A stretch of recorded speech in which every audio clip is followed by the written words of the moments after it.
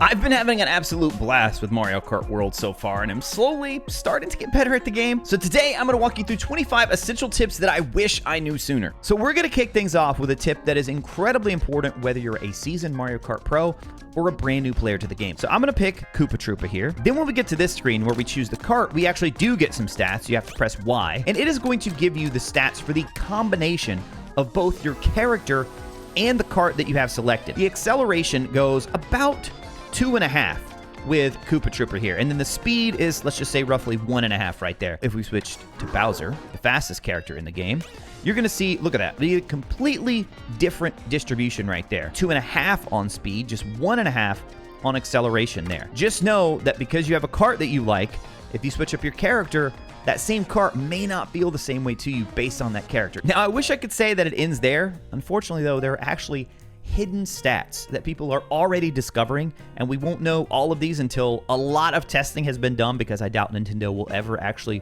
put these stats in the game. Pianta here, he is actually better and faster on water than other characters. Even if we were able to take another kart and another character and match their stats exactly to Pianta, unless they were some type of character or riding some type of kart that is better in aquatic environments, Pianta is actually going to be faster. Another example would be, I'm guessing, I haven't tested this one out yet, but I'm guessing the Snowman is going to be better on snow levels. We do know that Cow is better on tracks like Moo Moo Meadows when you have dirt. Consider that in the back of your mind. The first thing we talked about is way more important there, but if you really want to go for time trials and you really want to go for world records, then that is eventually something that you're going to have to learn about as well. So for me in Mario Kart World, one of the biggest changes has to be how items like the banana, the green shell, the red shell, instead of being just up there in your inventory now when you pick one up, they will automatically go into the held position when they are the active item. So when I say held, I mean just behind the cart there. So you see the coin is there right now. I'm going to go ahead and use the coin. Watch what happens with the banana though, without me pressing anything. Now for those of us who have been playing a lot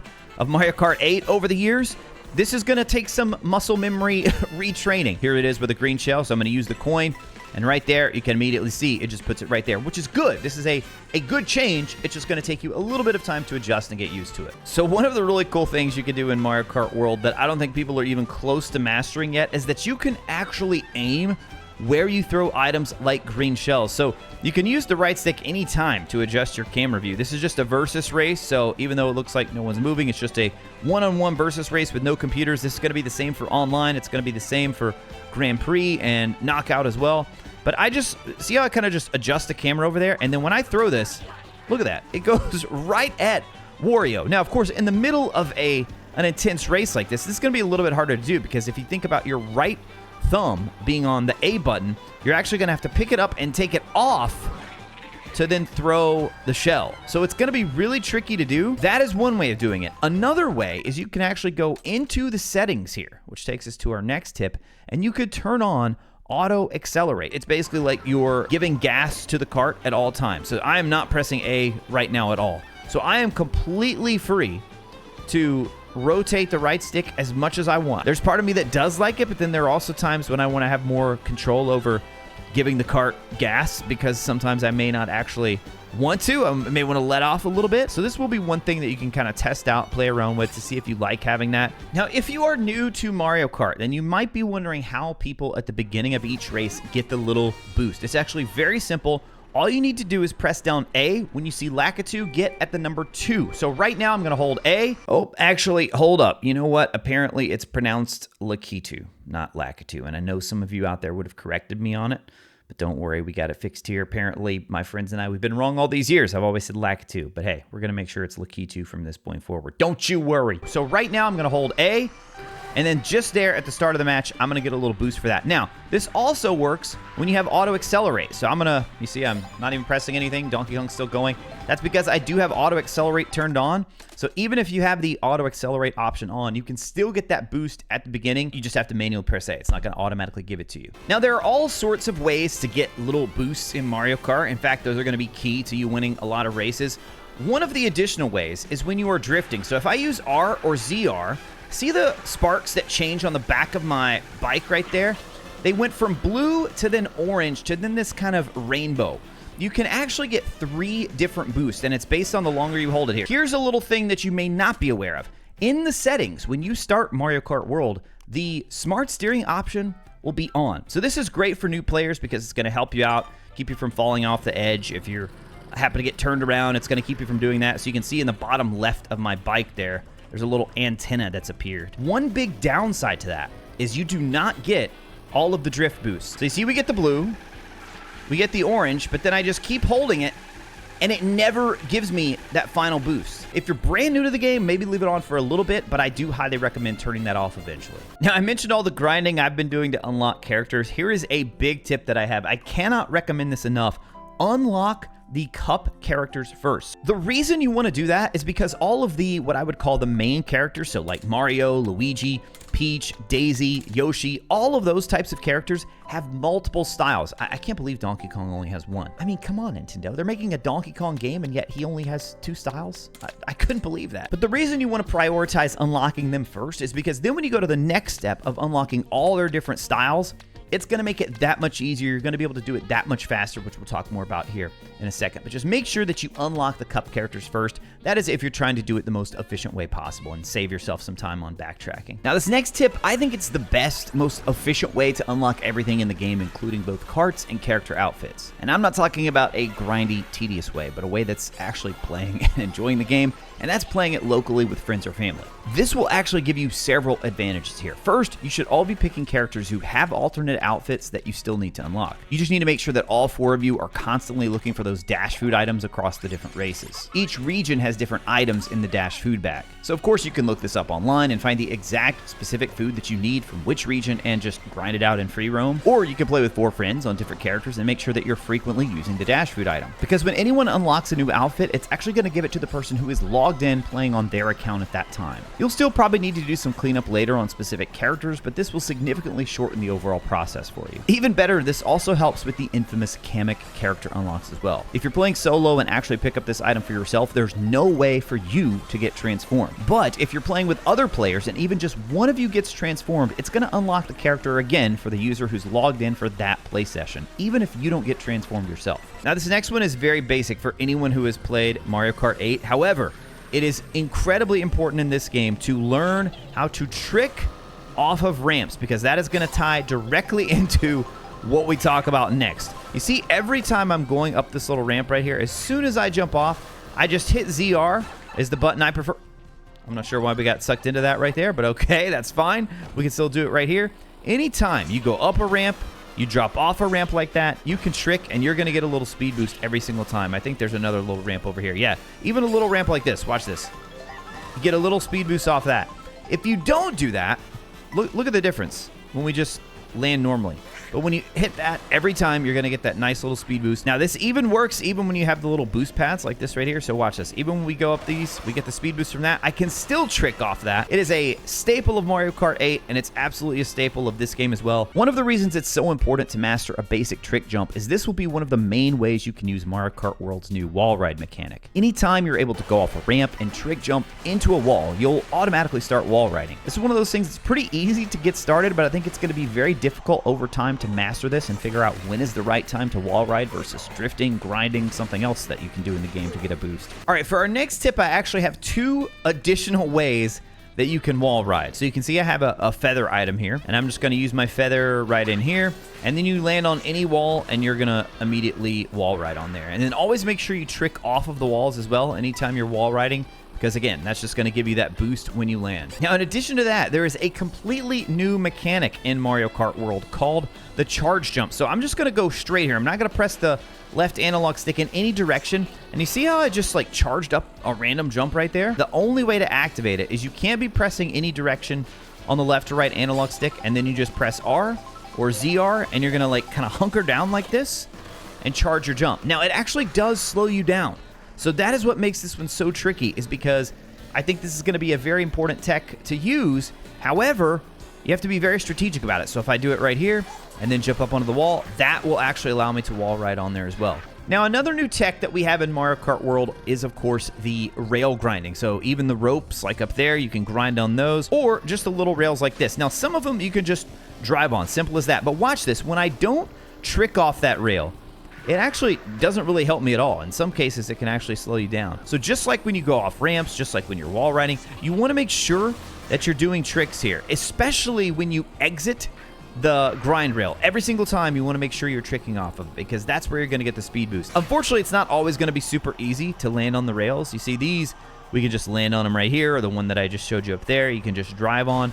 Other times, though, you will have to use some of your other abilities like jumping into them using that charge jump like we talked about earlier. Yet another way to gain a quick boost of speed is actually much easier than wall riding. Honestly, I think it's even easier than tricking off ramps, and that's the ability to draft behind other racers and rocket past them with a burst of speed. All you need to do is follow closely behind another cart. You'll start to see this kind of like tunnel of air around you, and after just a few seconds, you'll get a burst of speed that's going to almost always surge you right past the person that you were drafting behind. Of course, the one thing you have to be careful of is running directly into items like shells, bananas, or Bob-ombs. That's also something that you want to keep in mind when you start to see carts kind of hovering close behind you. Maybe you have an item where you can just change up your positioning to throw them off. Now let's talk about coins in Mario Kart World, because the way they work here is very interesting. People have already done so many different tests, and I have no doubt we'll continue to see people doing tests on these. But let's just go with some rough numbers here. When you have 20 coins, I should have roughly a 5% overall boost in speed. I think, though, one of the most interesting things that I've seen about how coins work is that they actually give your cart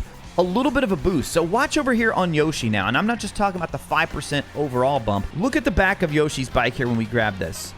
Right there. You see that? So if someone uses a coin shell, for example, and you just have a streak of coins that are going to be very easy for you to pick up, that could give you a significant boost of speed right there. Now, you might be wondering, what about when you have the coin item? Well, let's test it here. We've got 20 coins, so we're at the maximum. I'm going to go ahead and use this coin now. And you can see there, it gives me 2 little boosts because you get 2 coins every time you use the item. Now, I think what's really fun about this is over the course of the race, you're going to have to judge whether or not it's worth your while to go out of your way to grab coins. So like in this situation, I would be much better off just going straight for this ramp right here and doing the little trick right there, getting that boost instead, because you can see the boost from tricks is much longer, much more pronounced than that slight boost that you get from coins. Now, we're not done talking about coins yet, because there is another very practical use for them. If you're out in front, way out in front, you're probably going to see a lot of coins. And a tendency, especially if you're under 20 like I am right now, the tendency might be to go ahead and just use that coin right away. However, I would encourage you not to do that,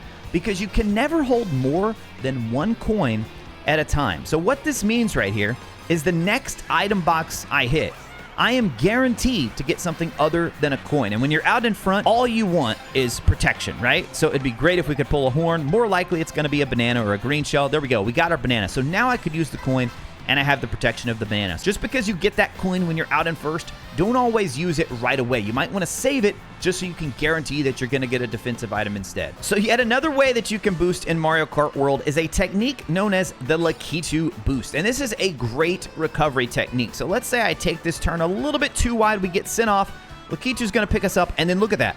I press A just as my cart hits the ground, and you're going to get a great bump from that. This is something that you should just basically try and make it as muscle memory as you possibly can. All right, now let's shift gears into the free roam portion of the game. And I do have a lot of things I love about this map, some critiques as well. But one thing I do love is that it is going to show you which characters you still need to unlock. So you see how I can hover on any of these guys right here, and if I was missing one of their costumes, it would actually show me right here exactly which ones I'm missing. So that is a very nice feature to have. Oh, and also a little bonus tip here. I'm embarrassed to say how long it took me to realize this. I kept pausing the game, and I'm like, how do I get to the map? There has to be a way to access the map. Yeah, you just press the Y button. So that's all I have to do. I don't remember the game telling me that. Maybe it did at some point. But yeah, that is a big time saver. My boys and I played the game in the beginning, and every time we wanted to look at the map, we would go all the way and quit free roam. But you don't need to do that. All right, another tip for free roam here. Whenever you're driving around, you've got the mini map, of course, in the bottom right corner of your screen. What's really interesting about this map is because of the way that it shows elevation, you can actually see when there are items on top of a cliff. So right here, I, of course, just looking in the visual part of my screen, I can't see what's up there. However, if you look in the bottom right corner there's a stack of coins right there. So now you see that we drive up here, and there's the stack of coins right there. Now, this also works on P trials as well. So this one's pretty obvious because we can see it right in front of us. But you notice over there in the bottom right, yet again, that little P trial we can see it from the minimap. That is also going to be true for the Peach coins as well. So don't sleep on the minimap. I know at first it may not seem like it's super useful, but once you start to realize how it shows elevation and the fact that you can see Peach trials, you can see items. Now, believe it or not, there actually is a Peach coin on top of that, but because of the color right there, it's making it a little bit hard to see. But trust me, it is there, and on other things, it's going to be much easier to see those Peach coins from afar. So one way that you can make a lot of these Peach trials significantly easier is by picking up 2 items before you start the trial. That's right, you actually get to keep the items when you go into the trial. So you can see this one here is all about speed. I actually go in with 2 mushrooms plus a golden dash mushroom. This combination together just made it super easy to complete this one. So if there are any trials you're struggling with, just look around the world, grab a few boxes. You're going to get mushrooms, you're going to get feathers, and sometimes even the golden dash mushroom here. Now, another little technique that you can use both in free roam here and also whenever you're playing the single player is the time rewind feature. This is brand new, and it's taken me a while to get used to it. In fact, I still forget about it in single-player races. I mean, it almost feels like cheating because I guess it kind of is cheating in a way. But watch this. I'm just going to drive over here, and then I'm going to press down on the D-pad, and look at that. See how it just rewinds time, almost like the old Prince of Persia games, you know? You can use it on the Peach trials. However, it doesn't truly reverse time. Let's say we take off here. And then let's say that I missed this coin, so we're at 35, and then I'm going to rewind. But look, the timer actually continues. So it can still help you out. Like if you miss one, if you're just about to grab it and you miss it, like that right there, I can rewind time. Let's see if we can do this a little better this time. Nope, apparently not. Let's rewind again. But of course, the bad part here is that why does the toad keeps getting my way? I blame the toad. I think you get the point, though. You can use that time rewind as much as you want. You can also use it to dodge blue shells, actually. Now, as you go all around free roam and just play the game in general, you are going to unlock so many stickers. I wish you unlocked more than just stickers in free roam. Honestly, I think that'd be a great way to unlock more characters. What can I do with these stickers? Well, there's some good news and bad news here. The good news is that you can sort of kind of use the stickers, but only one at a time. So let's say this one right here, Engine Oil Cooler Galaxy. I press A on that. Now you can see it shows up just there on the side of my car. And if I go into photo mode here, this is where you're really going to be able to get some nice shots.